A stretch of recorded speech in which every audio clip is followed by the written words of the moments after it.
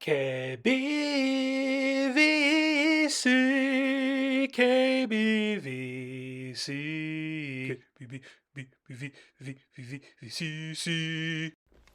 Hey guys, this is the second month of the 60th anniversary of Doctor Who. And of course, as you saw from that photo there, we're going to be talking about the second Doctor, Patrick Troughton, coming in after William Hartnell, who did a really good job starting off the series. He really kicked it off for us, and I think did an excellent job. As mentioned in last month's video, even though he's not one of my favorite doctors, Patrick Troughton, he did the years 1966 to 1969. 21 stories, if my counting ability is correct. Yep, 21 stories, 119 episodes. Which maybe I should find out if that's more or less than Hartnell. I feel like it is, but I could be wrong. Let's see. And his companions were Ben and Polly, who started off with the first Doctor, bridged the gap over there. And I guess I said I had forgotten that I had actually met the actress for Polly, Anka Wills. I think that's how it's pronounced. I always kind of said Annika, but it's Anka Wills, I think. Could be wrong. Pronunciations is not my strong suit for anybody who's watched me listen to one of my videos before. And then in his second story, they brought in Jamie McCrimmon, who was a Highlander from Scotland, played by Fraser Hines. And after Ben and Polly leave, bring on Victoria Waterfield. And then it's just the Doctor, Jamie, and a girl assistant from then on. Because Victoria, then after Victoria leaves, it's Zoe, Harriet, Jamie McCrimmon, played by Fraser Hines, and Victoria Waterfield by Deborah Watling, and Zoe, Harriet, by Wendy Padbury. Brings you the chocolate eggs. No, that's not true at all. That's not true at all. Oh, this is going to be an awesome episode, guys. Going to be so good and coherent. Okay, so as I said, in the first Doctor, when I started watching Doctor Who, I started with the fourth and went to third, fifth, and then the first and second Doctors. So yeah, I don't know. Having a hard time figuring out when to put my information in here, but I'll just go ahead and say that Patrick Troughton is probably tied for third as my favorite Doctor. Either third or fourth. It kind of flips around between him and Sylvester McCoy, depending on which one I've watched more recently. Since I just watched one of his, maybe he's got the lead over Sylvester, barely. I mean, there's a lot of them. You've got your favorites. Maybe your favorite, maybe top two that you really kind of like more than everybody else. For me, anyway. I don't know about you guys. And then there's like the middle ground where there's like, oh yeah, just kind of depending on what mood you're in, where they fit in there. And then you got the bottom ones. They're like, well, I enjoy watching them, but they're not my go-to Doctor, basically. But I love Patrick Troughton and Fraser Hines. And I kind of like Wendy Padbury more than Deborah Watling, but just because I think that has to do with which ones I got to watch before, in the 80s, early 90s, when I was watching Doctor Who. The stories that was available to me that played on PBS. And I think at this point, the PBS station in Nebraska, where I grew up at and where I live, had stopped showing Doctor Who. But I had friends who lived in Denver, and the Colorado PBS station, or the Denver PBS station, I don't know if it's the whole... They usually just go by state, I think. I could be wrong about that. If you've got enough people in big population centers, then you might have separate ones. But anyway, they recorded the second Doctor and some of the seventh Doctor for me, because it stopped like after the sixth Doctor and then the break. I'm not sure after the break if any. I think that killed it here in Nebraska. I could be wrong. I don't remember. If somebody knows and wants to comment down below, that's cool. Or you can research it, probably, possibly. I'm not interested enough to research it. Got to pause here, rewind a little bit. I had talked about missing episodes before, about episodes that got wiped to make room for video space storage, so they could record over on the tapes. And it seemed like Patrick Troughton's era got hit pretty heavily. It seems like a lot of his stories are missing. I don't know if it was just because they had a better distribution. Okay, I'm sorry. I got to rewind. Got ahead of myself, my thought process there. So they wipe the videos and they send out 16 millimeter. I think it was 16 millimeter prints instead of 35 to all the other countries, to the other stations, so they could show it. And a lot of what we have nowadays comes from those 16 millimeter prints being found in other affiliates around the world, other stations that showed Doctor Who, and they've managed to find those still just sitting in a big pile of back room where people just, never go around to organize it.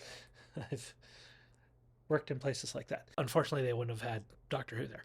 So my thought process, if you remember when I was thinking about it, like the Patrick Troughton era, maybe the documentation of where things went and complaining about getting them back, or they were better about sending them back, was better. So there was less videos that dropped through, less stories that dropped through the cracks and were then able to be found later on. It's kind of like the last two stories that they found were the Web of Fear and not Fury from the Deep, because we're missing all of that, almost all of that. These were like the last two big ones found. Newly recovered after being missing for 45 years. Found both of these stories. When was this? 2013, 2014. So it was not horribly long ago. Well, a decade now, huh? Almost. Yeah. It's 2023. Both really interesting stories. Put that right there for right now.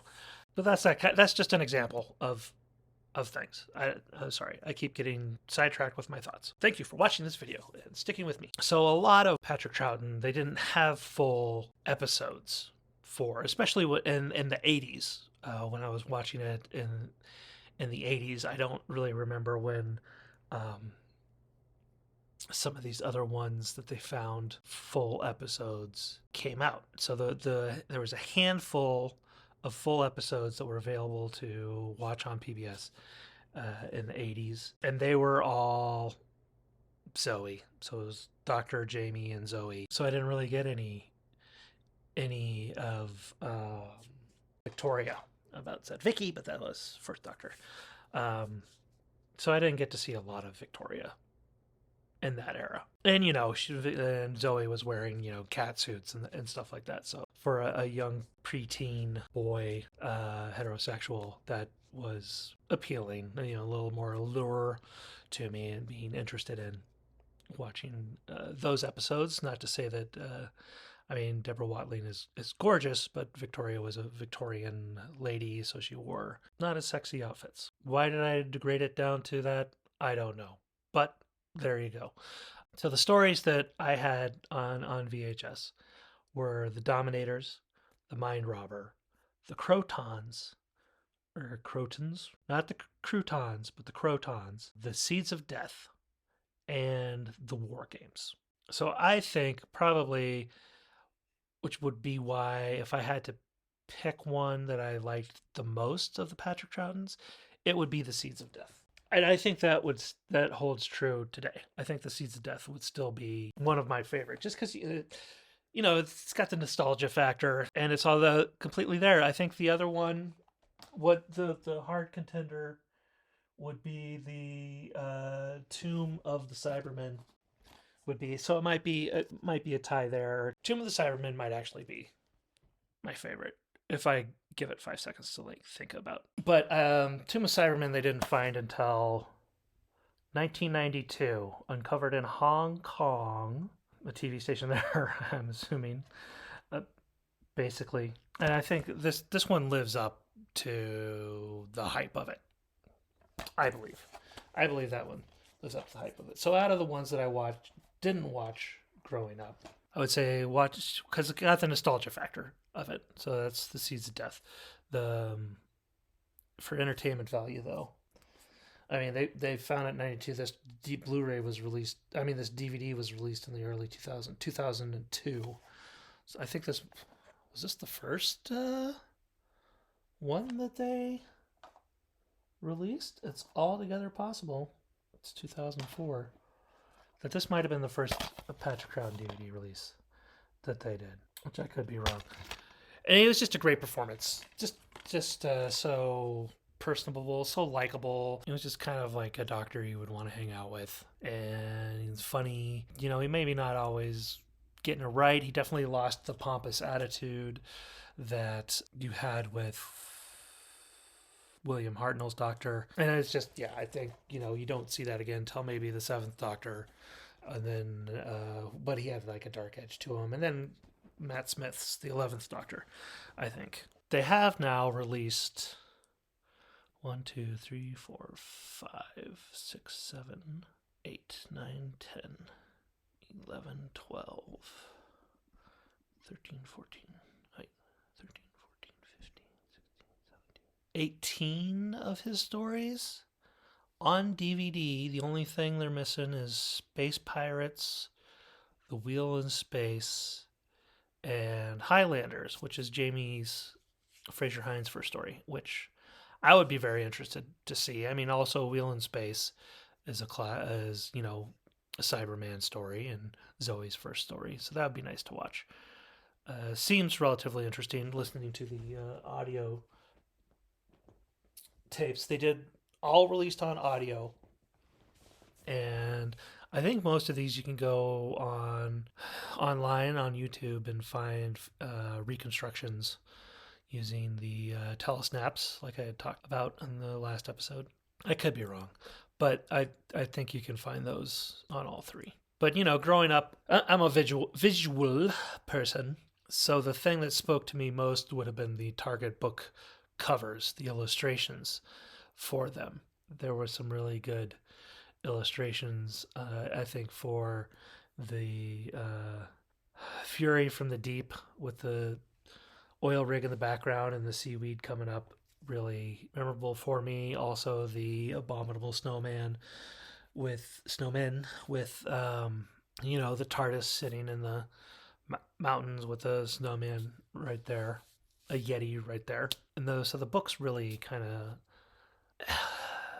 influenced on which stories I was excited to see finally get released on DVD or Blu-ray. And I think a lot of fans of my age and era probably would agree with that. And a lot of the Second Doctor stories, they found like a couple episodes for. Like there's a couple episodes of the Underwater Menace, the Moon Base, and so they went in and did animation for those guys, I believe. Wait, is it? Yep.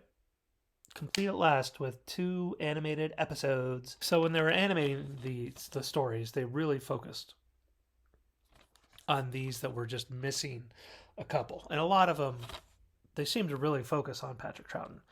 I don't know if that's because he had more aliens that he was fighting, so it was a little more visually interesting, or they thought people would buy more, and there's just less.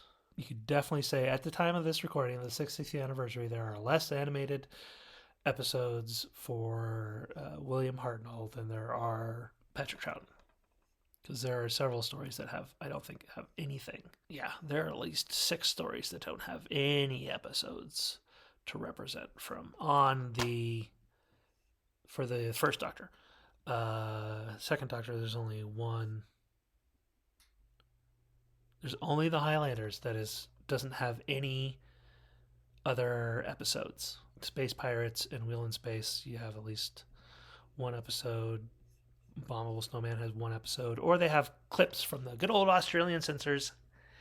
I'm sure people watching them in the day would be grumbly about them, but nowadays we're like, thanks for cutting those clips out. So now we got scary smash zooms in on the Yeti. Okay, so even though, I'm going to say Tomb of Cybermen, my favorite Patrick Troughton story, I went ahead. This just came out last year, Doctor Who and the Abominable Snowman. So this is the story that I chose to watch this month, because I hadn't watched it before. I had listened to it before. I've got it. It's on one of those things. Used to buy them individually, and then they stopped. They're out of print and becoming expensive. So, but these came out with the collections, and it was pretty good price on them. So I was able to get them on that. So I've heard this story before, and I probably read the Target novelization, even though I don't remember it at all. So, but this was, and I saw the second episode is on this set right here, which came out in 2004. So this came out relatively early in the DVD release line, and it was just kind of, I think a lot of people were really interested in it. And it's got both William Hartnell and Patrick Troughton, and these are the stories that they just have the episodes for, not connected to any other story. You know what I mean? It's like they couldn't, they wouldn't have given you hey, here's the Seeds of Death, and let's slap on 2 episodes of the Ice Warriors. They put out this set that had all the rare collection of rare episodes. Which, I mean, the Abominable Snowman makes the cut in the back there. That's the top photo, and then you got the Wheel in Space, Cybermen and Zoe, and then the Yeti Return and the Web of Fear, which I also have on. Got did I show that? Yeah, the sequel to the story, the Web of Fear, with the scarier looking Yeti. So that was nice that they did that. The collection set. So you had you could see the video. You had the random clips that the censors cut out and stuff. And so it took a really long time, but then they finally, 2004 to 2022, before they fully animated this one. Probably because it only had 1 episode out of 6 episode story. Again with the 3 discs, and they've got it labeled right this time. Good job, guys. Episode 1 through 6 animated in black and white, plus episode 2 the color, and then the episode 1 and 3 through 6 reconstructions, and episode 2 on there also. So it gives you 3 options to watch The Abominable Snowman. Of course, I watched all 3 of them for you. Show you what it's all about. And I'm going to talk about I'm going to read the back. Doing my thing where I read the back. In the 17th century, an old Tibetan friend of the Doctor's reached out and touched the mind of an alien, disembodied energy known as the Great Intelligence, giving it a conduit to Earth. 300 years later, the Doctor revisits the Himalayas because he wants to return the holy Ganta? I only heard him say it about 50 times in the story. An ancient relic he was given many centuries ago by the grateful monks and their master Padme Sambhavala. Yeah, once again. Only heard it about 50 times in the story. But it had Padme at the beginning. So I'm like, Queen Amidala! At Detsen Monastery. On arriving, however, the Doctor is treated as a villain, blamed for a series of brutal murders in the area. Jamie and Victoria, meanwhile, discover the true culprits, the previously peaceful Yeti that live in seclusion on the mountainside have apparently turned violent.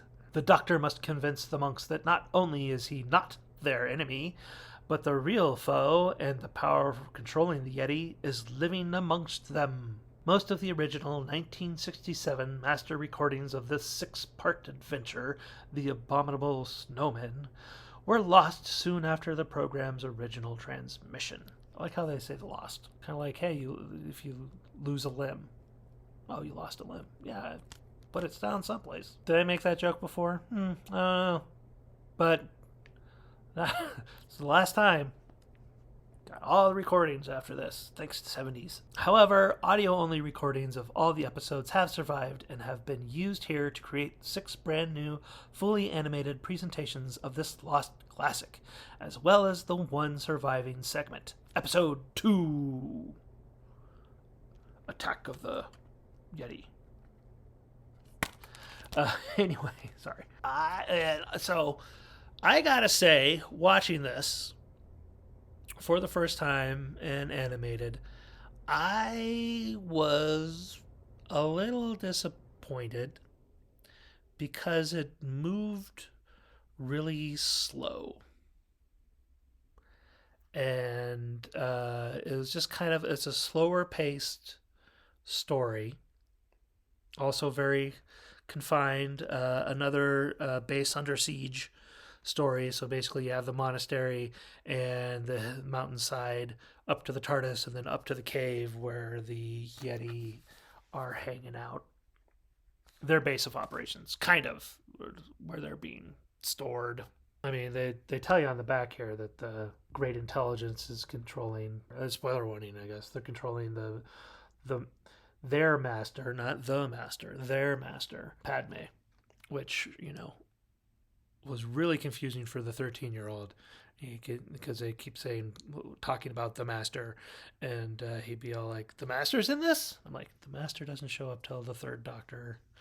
They're talking about the master of the monastery. The Mon Mass. Padme. The Mon Mass.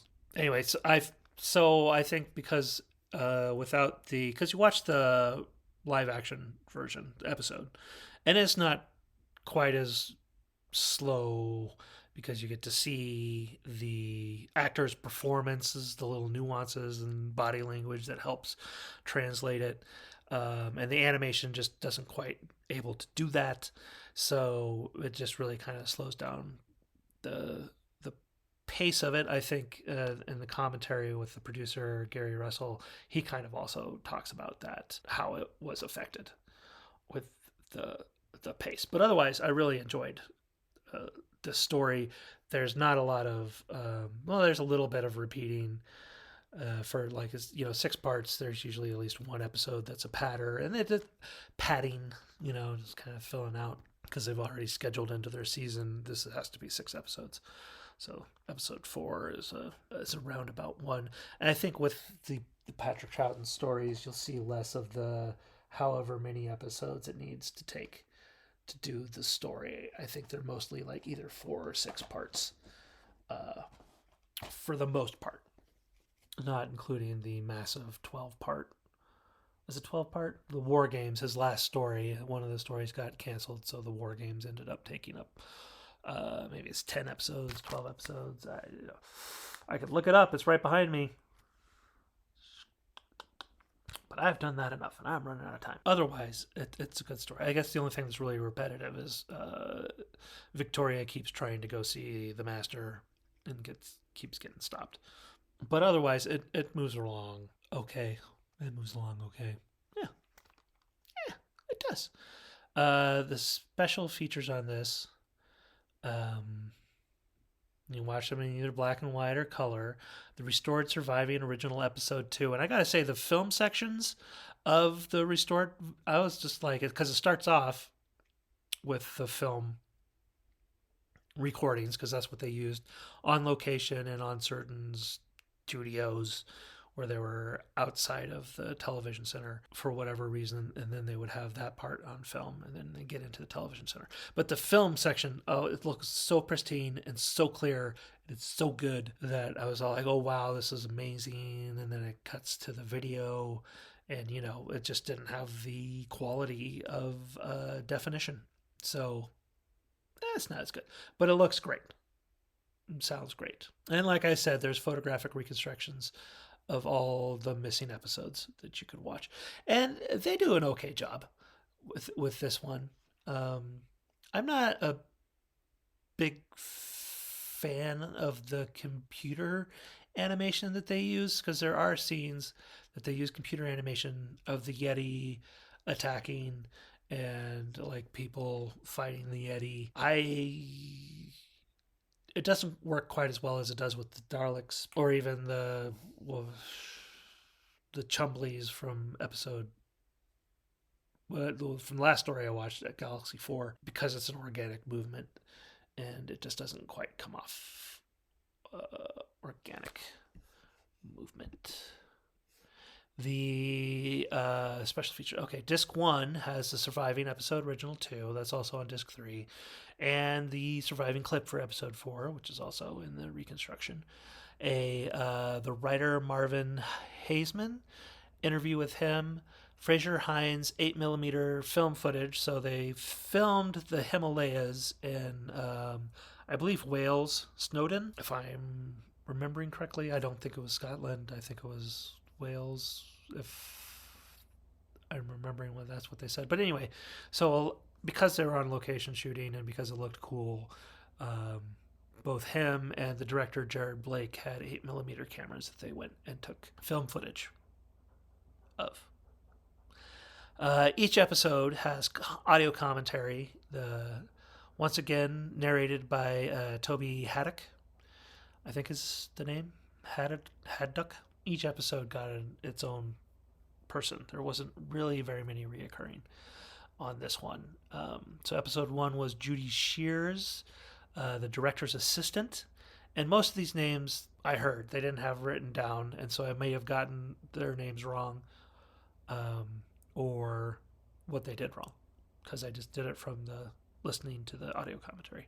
Episode 2 was Gary Russell, who was a producer and director of the animated part of it. And if you've been a long time fan of Doctor Who, Gary Russell is a name that you know. He was really quite, I would say he was prolific during the wilderness years in between the 8th Doctor TV movie and the relaunch with the 9th Doctor. He was one of those influential people who helped carry on Doctor Who through things, through novelizations and comics, and then maybe the Big Finish. I'm not sure how big he was into Big Finish at the beginning. I can't remember. Doing the audio adventures things. So he's moved on, but a bunch of stuff. He's moved on to producing these animated stories. So you talk to him, and to episode 3, Birdie Newman, camera crew, cable basher, is what he kept saying, that they were cable bashers, which I guess back in the studio days, you know, they had 3 or 4 cameras, like in a regular, you know, sitcom situation, 3 or 4 cameras, and they would cut before. They'd do basically the whole thing live. They'd rehearse it all weekend, and then all week, and then the afternoon beforehand they'd do the blocking, and they'd rehearse it all, and then basically shoot it as live in the studio on a Friday night. And so the cable bashers, in the old days, these cameras, you know, they had huge cables on the floor all over the place, and the cable basher's job was to make sure that those were getting moved out of the way so people weren't standing on them or tripping on them, and moving with the camera and stuff like that. He was very interesting to listen to, as was an episode 4 John Walker, the DOP, director of photography. I don't know if he was the DOP for this story or just a camera operator, but he definitely became a DOP later on in life. And then Fraser Hines, who plays Jamie, who's always entertaining to listen to, joins him for that episode. And it's kind of sad that Fraser is only there for the one episode. It's also sad that, sorry, they didn't get it to Deborah Watling before she passed away. And I don't know which, it doesn't tell you which story is on here, but there is a Deborah Watling commentary listed for the underwater, for the stories, but that could be, I'm not sure if that's all of them or just The Evil of the Daleks, which would have been her first story. And then, there's moderated by Gary Russell. He's moved up from moderation. Now he's a producer. Whoa, the chameleon circuit changed on me. Or maybe I traveled in time and space. Just like that. Should have done a TARDIS noise, right? Can I do a TARDIS noise? That sounds terrible. Sounds like it's either a bear or a horse. Can't do the TARDIS noise.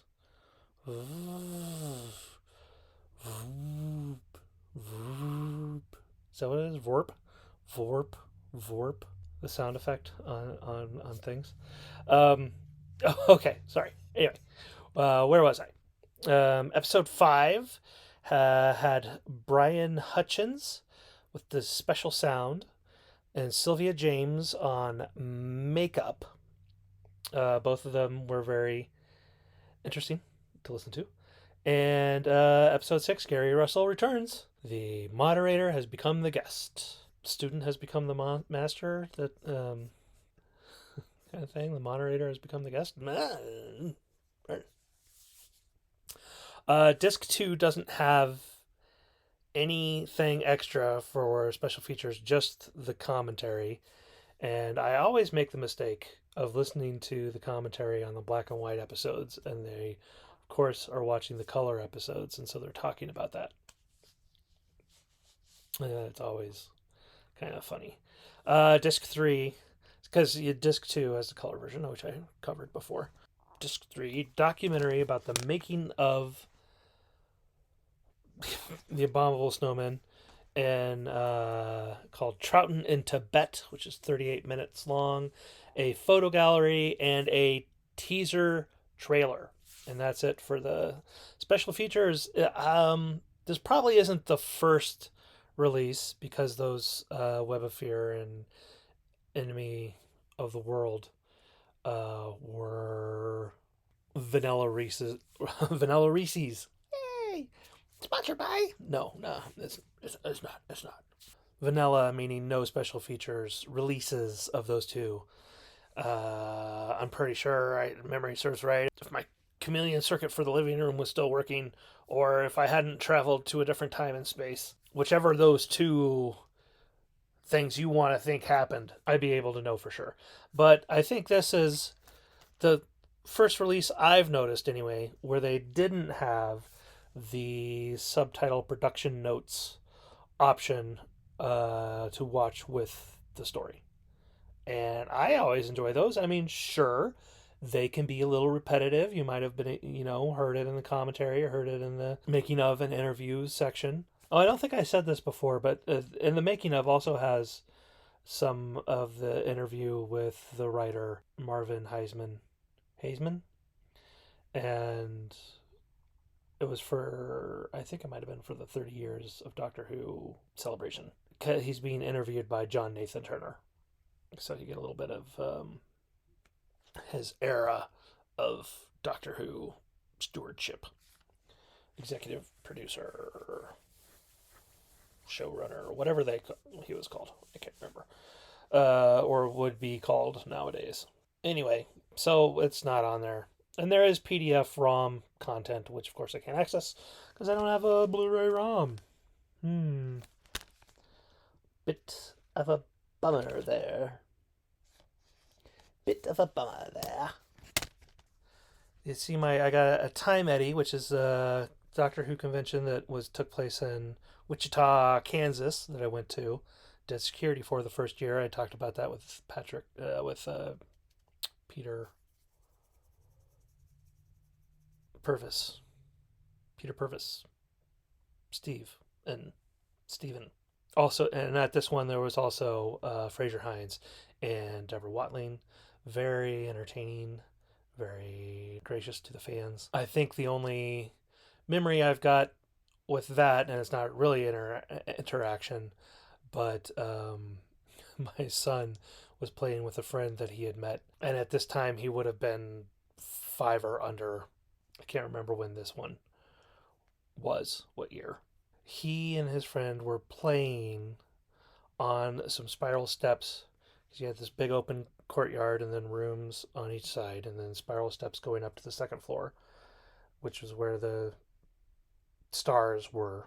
And so Fraser Hines was running from someplace, and he was going up the spiral steps to the second floor. And I see him darting, and I see my son and his friend playing on the steps, and I'm like, oh no, he's not gonna be paying attention, and he's gonna trip Fraser Hines and kill Jamie. The Yeti couldn't do it. The Daleks and the Cybermen couldn't do it, but my imaginating son could do it. No, I don't think that would have happened. But it was still a worry in my head, so I shouted out, "Make a hole!" And so they were kind of like, "What?" Kind of like, at least they were alerted to the fact that somebody was running up the stairs. And then Fraser repeated the kind of laughingly repeated it as he ran up the steps. So that's my fond memory. Time Eddie, Fraser Hines, Deborah Watling, and yeah, that's it. And like I said, I met Anka and Time Eddie too, and then I haven't met Wendy Padbury, and of course Ben, who I'm Michael blanking on his name, had passed away already by the point, because these were in the 2000s. 2000 teens, maybe. Had to have been. 2010s. Okay, I probably should have done this with the first Doctor, but I'm going to do stats. Monsters that second Doctor went up against the Daleks twice. Power of the Daleks, Evil of the Daleks. Yeah, I call them Daleks because I'm an American. I throw an R in there. I was shocked later on in life when I was finally like making my little lists and documenting everything that you do not put an R in Daleks, that it's actually Daleks. Daleks. Not Daleks. But I'm American and I'm owning up to it. Arr, pirates. Anyway, Cybermen 4 times with, I get that right, Moonbase, Tomb of the Cybermen, Wheel of Space, and the Invasions. And it's also the last historical, not that this is a monster one, but it's the last historical until like the 5th Doctor, like true historical with no monsters in them. The Highlanders, Jamie's first story, was the last straight historical until one 5th Doctor episode. Story, not episode. Several episodes, but one's Black Orchid. And I don't know why they don't, in this modern age, you have a variety, a bigger variety of people watching the show. You have a more mature audience. Even the kids are a more mature audience. And I don't think they've done a straight historical episode. And I don't know why you couldn't do just a straight historical episode where the TARDIS is the only science fiction element. And they just go and be in history without some alien invading or robot or other world menace. It seems like you should just be able to do that. That's just my opinion anyway. So several one-off monsters that don't reappear, but it also gave us the Yeti, the 2 Troughton episodes I've mentioned, and a reappearance in the 5 Doctors, the 20th anniversary, and then one of the Matt Smith episodes, The Great Intelligence, comes back, but there are no big fuzzy robots. Different kind of snowmen. No abomination about them. And then the Ice Warriors are introduced. The original Ice Warriors and the Seeds of Death, which is my second favorite Troughton story, and really the base under siege formula really came into the forefront in Patrick Troughton, and probably used more in his than any other, really, because you got it like it falls for Power of the Daleks, kind of Underwater Menace, but you know the menace is inside the base already, so it's not really under siege. But the Moon Base, the Macra Terror, not really Evil of the Daleks, but Tomb of Cybermen, I'm gonna put in there. I mean, they go to the tomb and wake up the Cybermen, and the Cybermen attack them. So it's not really a base under siege, but it's still an enclosed area. So where was that? 1, 2, 3. Bumble Snowman, Ice Warriors. Web of Fear.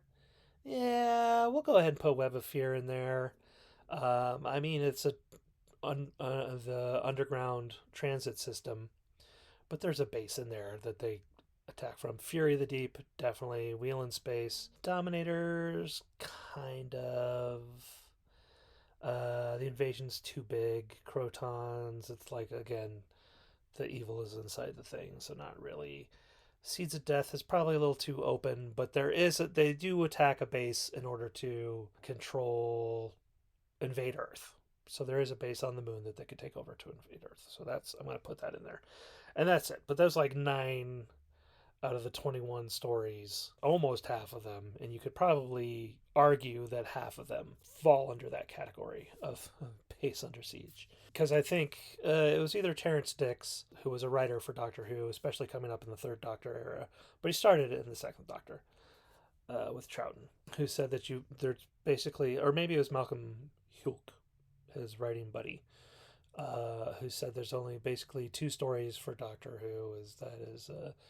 Either the menace is outside trying to get in, or the menace was already inside, was already there, and has either become uncovered or reached the boiling point where it comes out. And I think it needs to be said that in the history of Doctor Who, I'm kind of I'm a list nerd.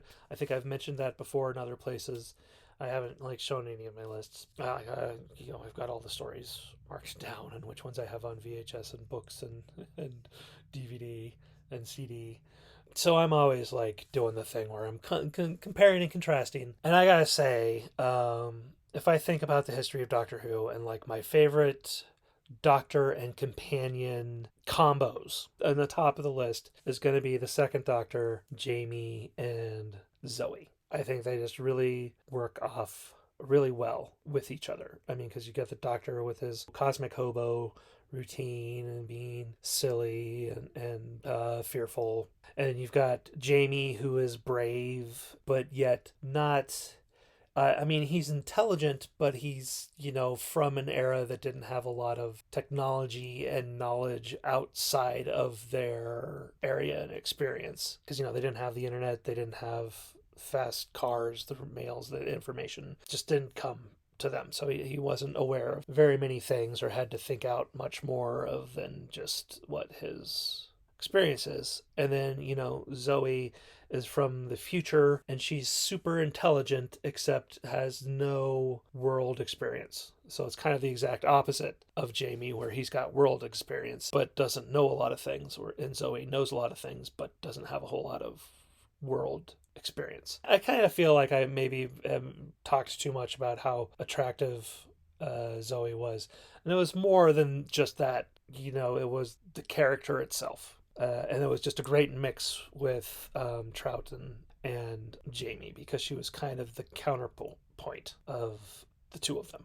They were all points of a triangle. That's not a triangle. That's a rhombus or a diamond. They were all points of a triangle, and they all meshed very well and played off each other.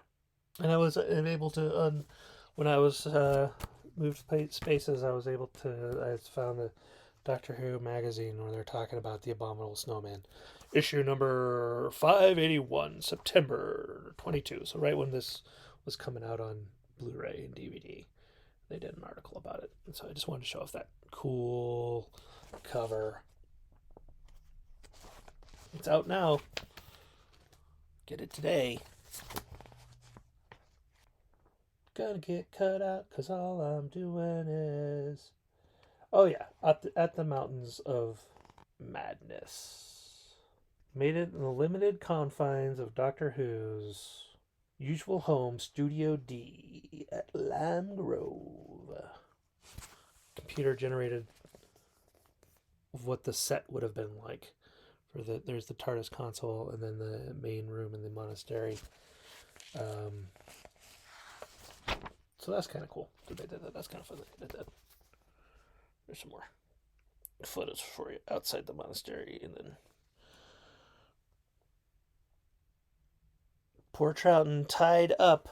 I feel like this is a trope that happens more for the third Doctor, but being imprisoned is a big trope for the Doctor. I should do the stats for that, because almost always he ends up thrown in a prison cell at some point, sometime. So that's it for the second Doctor. Patrick Troughton, like I said, one of my favorite, top 3 to 4, just depending on what kind of mood I'm in.